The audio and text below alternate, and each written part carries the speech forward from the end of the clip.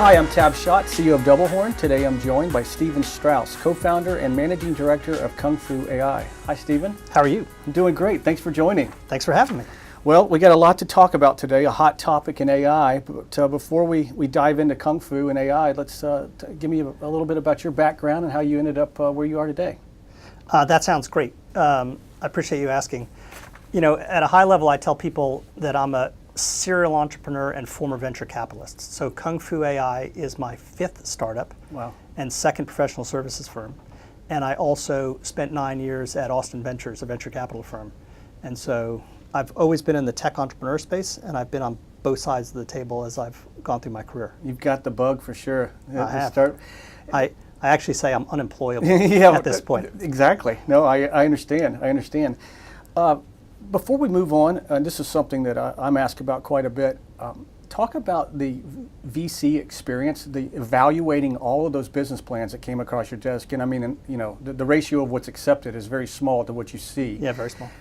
How did that, you know, help carve out your ability to go execute startups? I would imagine it was very helpful. Yeah, really helpful. Learning what not to do probably just as what to do. Yeah, you know, the experience of having been a venture capitalist for 9 years is invaluable as being an entrepreneur, because a lot of what you do in entrepreneurship is trying to anticipate what's going to happen and you know, solve for problems that you might not have seen before. Right. But after 9 years of seeing, you know, hundreds and hundreds of deals, and then sitting, you know, on boards of, you know, a dozen or more companies, I just have seen so many things. So my pattern matching, you know, coming out of being a VC is just very high. And the, you know, the time frame that I was at Austin Ventures is really interesting looking back, you know, in retrospect. So I was there for 9 years, and I was basically there for 4.5 years leading up to the .com peak, and then 4.5 years on the downside of that. Descent. Yeah. Exactly. So, you know, was at a really interesting, you know, seat to see what it's like on an upswing of a major, you know, cycle, and then on the downside.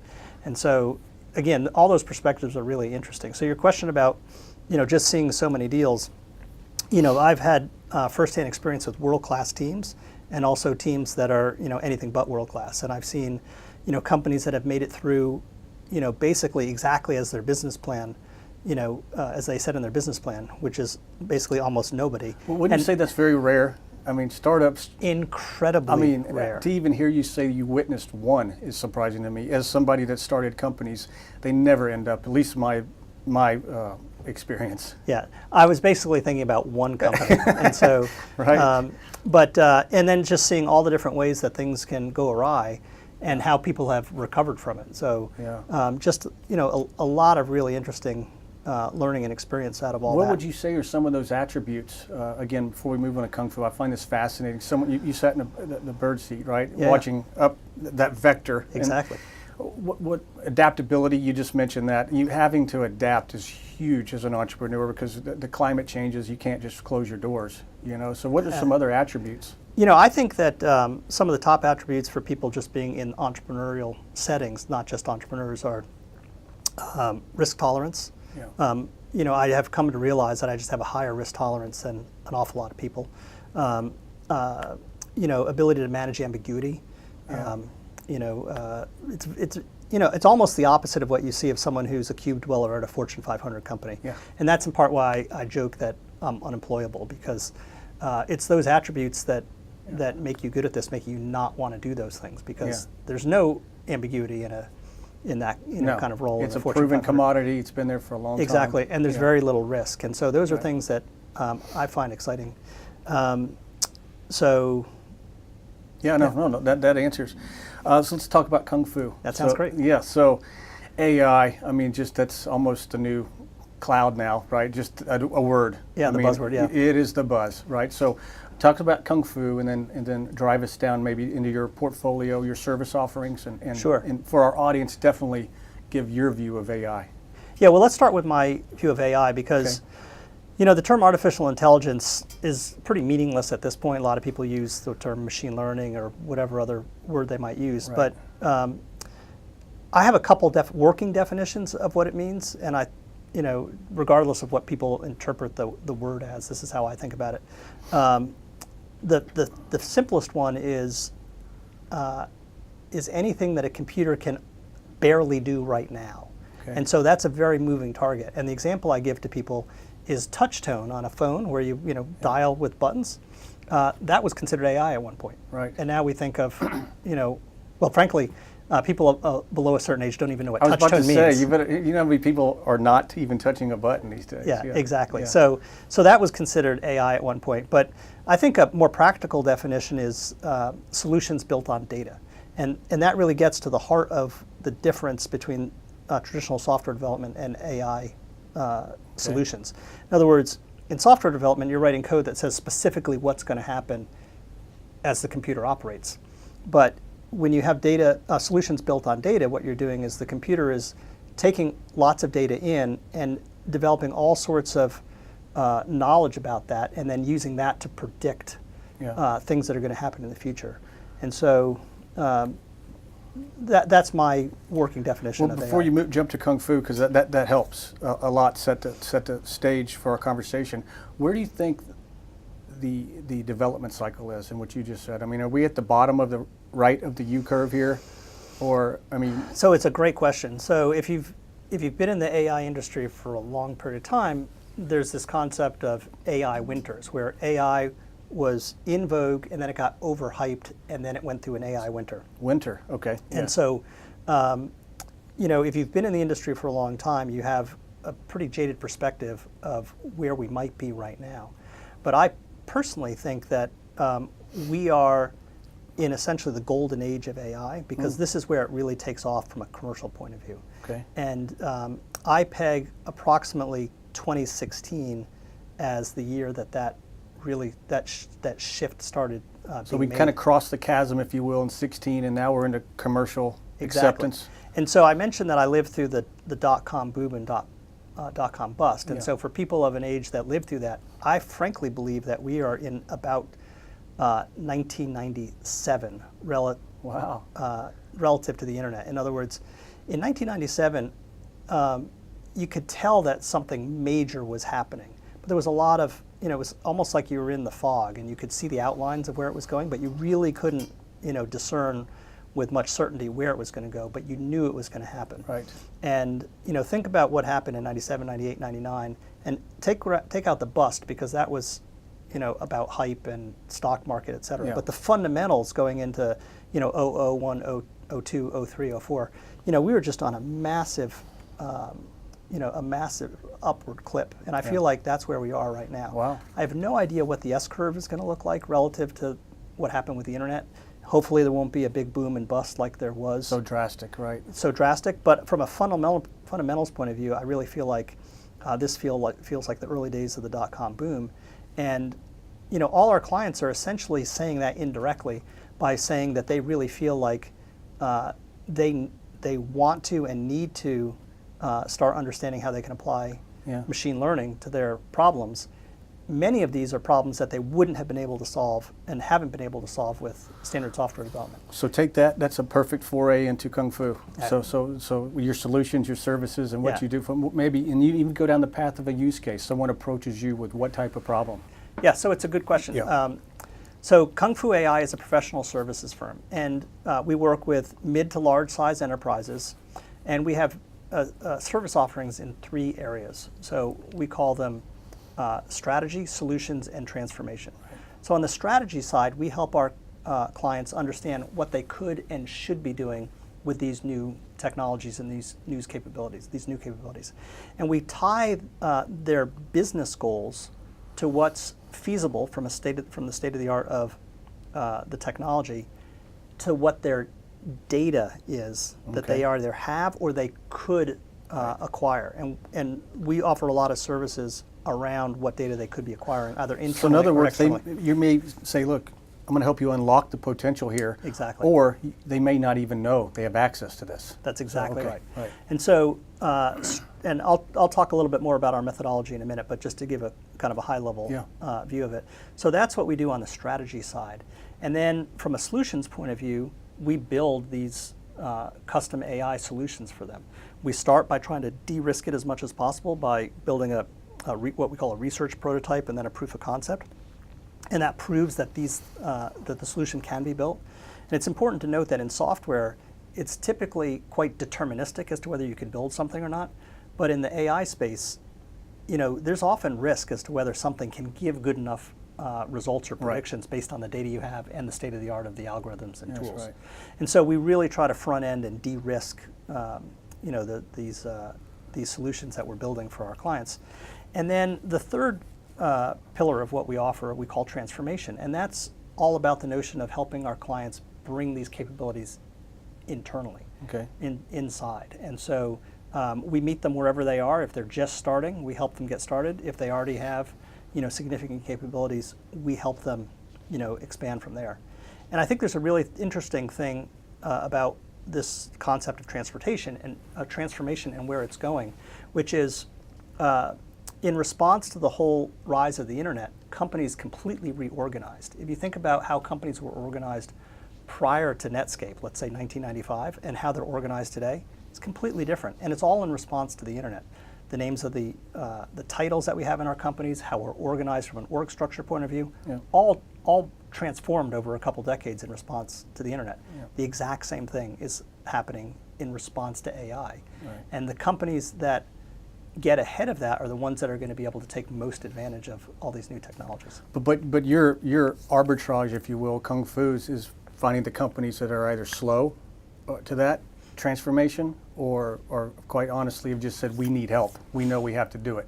Yeah, so... because not every company is going to have the skill sets, the plan, and just ready to make this transformation. I mean, that is a gigantic leap.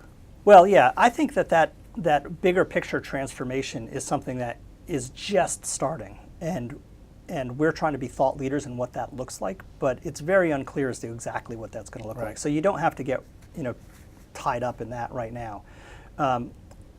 Companies come to us right now in essentially two different perspectives. One is they want to go down this path and they don't even know where to start. Yep. That's one.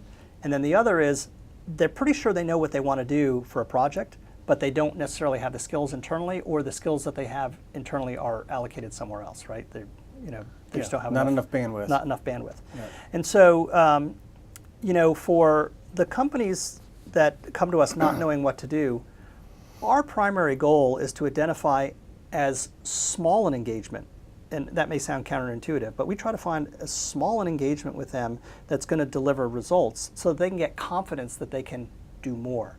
That's and so, we're really looking for this convergence of the biggest business problem solved by the easiest technical solution, and data that they either already have or can easily get. And that's fascinating, because that builds trust with the client too, because you're not trying to get the biggest SOW or PO right out of the gate. You're just trying to build a relationship. Well, that's exactly right. And the best thing for us as a company is not to get the biggest deal that we can get, but it's to do the best thing for our clients. Yep. And so, we're very focused on this, and we have a methodology for this initial bite size, which we call it's essentially a 100-day sprint that we break down into 3 components. So we do a medium level dive on their data, not a deep dive, but not just a cursory view. We really try to understand their business problems, and then we build out a proof of concept, something that actually works, maybe not deployable and scalable at this point, but actually works, and get all that done in 100 days. And we actually scope the definition of what that's going to be to fit into 100 days. And we also have a workshop component to that. We do a 1 to 5 day, typically not 5 days in this period, but a 1, 2, 3 day workshop where we bring all the right stakeholders in and run them through a set of exercises. Is that a requirement before you kick off the 100 days, or it can be done in parallel? We think it's much better to do it because when you get all the stakeholders in the room, you can really make sure that you're going down the right path, and it's a path that's going to bring real business value, and also you can understand if there's going to be any risks associated with the project while you're doing it. So I actually brought two pieces of paper here.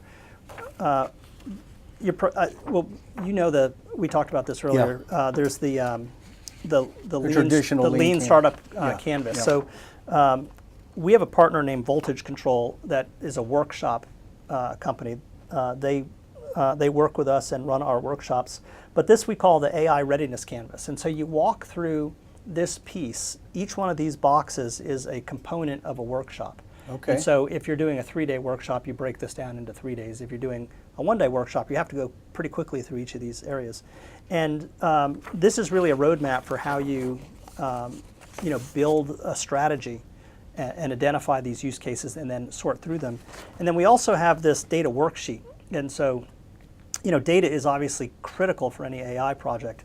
And we will develop, 1, 5, or 10 of these data worksheets around different data sets that are necessary for us to understand what the company has from a data asset point of view. Right. And then it helps inform what we can do from a project point of view on this first project. What type of responses have you received from the clients around these methodologies here? We get great. Is it overwhelming to them, or they're like, "Thank you, that's exactly what I needed"? No, it's not overwhelming at all because we walk them through this step by step, and paid professional facilitators that are trained in this to walk us all through it. We actually like using a third-party facilitator because then it lets us be a participant and then not have to worry about the organization of the workshop, et cetera. And we can just do our best work in a context like that. And so we all get walked through this methodology, and there's a whole educational component to this because this is new for everyone. Now we're ahead of our clients, but we're trying to get them to where we are. And that's a great approach. It eliminates conflicts of interest too. I mean, it keeps everybody in the same page. I mean, you guys are vested together, right there with the client. No, absolutely. Side by side. Yeah. I mean, exactly. And I'd mentioned it earlier, but one of our primary goals is to de-risk the projects that we work on because these are not deterministic. You can't say up front whether something's going to work to the level of fidelity that the client might want. Right. It may be a prediction model might come out 60% accurate or 90% accurate, and when you haven't looked at the data and you haven't run algorithms against that data, you don't necessarily know what's going to happen. That's right. What is the sales model or consulting model at that particular point when a CTO or somebody looks across from me and says, "I'm not a 60% guy. I need 85 to sign off." I mean, is it just stop there, or do you just continue to educate them on the realities of AI versus a very predictable model that, traditional software you've been used to for many, many decades? That's not the world we're in. Does that kick off a whole nother? I would imagine it does. Well, it really does kick off a whole set of discussions. Yeah. And it's really important to understand why things don't work. And it usually comes down to data, right? We know what the algorithms are capable of doing, right? It's because we're expert in them and we've implemented them, et cetera. So we're not going to take someone down a path where the algorithm's not going to, be successful, or the approach that we're taking. And so it really comes down to data. And so what we tell our clients is actually that, de-risking this up front and understanding within just a few weeks or maybe a month or two whether something's going to work or not is actually a success even if it's a failure, because if this is something that can have a big business impact and the data isn't right to support it, you want to know that today so you can start fix the problem and start collecting that data or addressing whatever issue is with the data today, rather than waking up 2 years from now and realizing you want to do this but not have the data for another 2 years. Yeah. So there's a Chinese proverb that says, "What's the best day to plant a tree?" And the answer is 20 years ago. Well, what's the second best day to plant a tree? It's today. And so that's completely analogous to a problem with data. You want to find out about it right away so that you can be addressing it. And if it's not going to be good, right? If you didn't kind of maybe inadvertently plant it 20 years ago, you want to start planting it today so that it can grow and you can do this work. I want to make one other point on this, which is I actually have a lot of empathy for CTOs who are in their roles right now, because they're clearly, to get to the point of being a CTO in a company means you've had a very successful career and you're really good at what you do.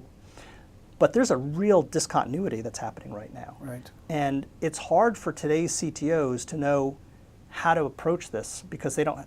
Many of them don't have most of them don't have a background in AI, And so we've actually had CTOs say to us, this looks like a really good proposal. However, I have no idea if this should take 100 days or 100 hours or $100 million. Right. I have no basis of understanding how to evaluate what you're doing. Yeah. And our technical team has a lot of empathy for the people on the other side of the table, because they're also, we try to bring in people who are not only machine learning experts, but also software development experts. And it's really a matter of building up trust so that they understand that. Well, and referenceable customers. Customers, et cetera. Yeah. And all that's very important. And we basically help these CTOs make this transition so that they can be managing people internally as well as manage external professional services firms like ourselves. Good deal. I want to talk a little bit about your team. I looked at the backgrounds that are associated, on your website when doing my research. I mean, some phenomenal backgrounds. I mean, some sharp people, you can tell. First of all, and I have two questions here. It's so technical. It's across the chasm. There's not, these folks aren't just sitting around all over the place, so you've got to go find them. You can't have 10 deep in every position. That's just, as startups and entrepreneurs, we know that, right? Exactly. How do you, can you afford not to have somebody that's not the best at what they do right now because of the stage of the game, because of developing the human capital? That's just not where you are. Maybe in a year and a half to 2 years, you have a more formal program. How are you identifying this talent? And then how are you going to go about putting in a retention and plan to keep these folks around? Yeah, sure. Because, I mean, these are the highest skill sets on the market right now when you go look at the bios. And on the planet. Yeah, on the planet, right. Right. So there's a lot to unpack in that, but it's a great set of questions. So first of all, our hiring philosophy is we want to have just really terrific people on the team. Those people, people with, we are looking for, frankly, real unicorns, people who are very experienced in machine learning. But we also want people who have real experience in implementing real-world solutions at scale in that space, and that's hard to find. Yeah. And then another aspect of what we're looking for is we're looking for those people to also have software development experience, because it's one thing to go produce a model that can do a prediction, but can't be put into production. Right. Right. And so that's frankly not very valuable. No, you don't need science experiments. None of this is science experiments. Right. And so. As a company, what we're trying to do is find the best people possible in a couple of very specific disciplines, and we've been doing a bunch of work in the computer vision space and natural language processing space, among a few others. So we're looking for people who have deep expertise in these areas, as I said, as well as software development expertise. But part of our goal is to meet them where they are and then help them continue to grow their skills in the areas that they may not be as strong, so that over the a course of years, they're really capable across all dimensions of what one needs to do as a consultant in this space. Right. And by the way, that's a big moving target, because we also do a lot of work internally to keep up with the research that's going on and stay on the cutting edge, because frankly, you can have a paper come out from an academic institution that completely blows away the state of the art of what's being done today, and that's a tool we want to have in our tool chest when we go out to clients. So as we wrap up, Stephen, let's talk about growth strategy. I know that you mentioned before, about 19 really being the first quote unquote full year, of calendar year of our company. That's correct. Of your company, right? So you've definitely got an inaugural full year on the horizon here. If you look out for the balance of this year and maybe even the first quarter of next year, what are the if you gave the top 2 to 3 focus areas from a growth standpoint, getting the company at scale, like you said, continuing to work there? Yeah. Okay. So just to clarify, we launched our company in January of last year. Yeah. But the full team as assembled today didn't all come together until March or April. So, so March 2020 is really a first full year, give or take. I would say March 2019. Oh, I'm sorry, March 19. Yeah, 2019 of this year is a full year. But so what we're really trying to do is we're trying to grow our firm in response to what the market is telling us. And as I said, I feel like we're at the very beginning of an S-curve that could be very steep. And so part of the strategy of bringing people on who are very experienced is that these are people who can grow and scale the business in response to the market opportunity because they've done it before. That's right. So as I said, this is my 5th startup. Our CTO and one of my 4 co-founders, who's our technical lead, this is his 9th startup. And so we're looking for people who at the top who can really scale this thing. Yeah. As I said, in response to what the market is telling us. But I really feel like this is as I said, a golden age of AI, and all our clients and the people who are coming to us really feel that as well. Well, good deal. There's no doubt you were right at the in the hot spot, and we will be keeping our tabs, no pun intended, on KUNGFU.AI. Okay, and thanks for joining us today. I really appreciate you having me. Thank you. Thanks. Bye. Thank you for joining our C-Level Chat. Look forward to seeing you next time.